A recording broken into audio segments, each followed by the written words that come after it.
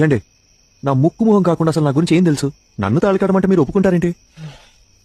నేను నీ కార్లో ఎక్కినప్పుడు ఇళయరాజా పాటలు వింటున్నావు కదా, అప్పుడే నువ్వు సెన్సిటివ్ అని, ఎమోషనల్ అని నేను గెస్ట్ చేశాను.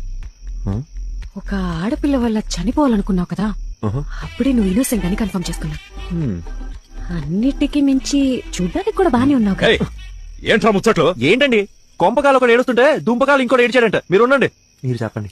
అన్నిటికీ మించి నువ్వు నవ్వితే గుడ్ బాయ్ లా ఉంటావు. వెరీ గుడ్ క్యాల్కులేషన్ అండి. సపోజ్ పెళ్ళయ్యాక నేను మారిపోతే ఏంటి పరిస్థితి? 25 years నన్ను కనీ పెంచి పెద్ద చేసిన మా నాన్ననే వదిలేసొచ్చా. నువ్వు లెక్క. మీరు వర్గానికి ఇన్స్పిరేషన్ అండి.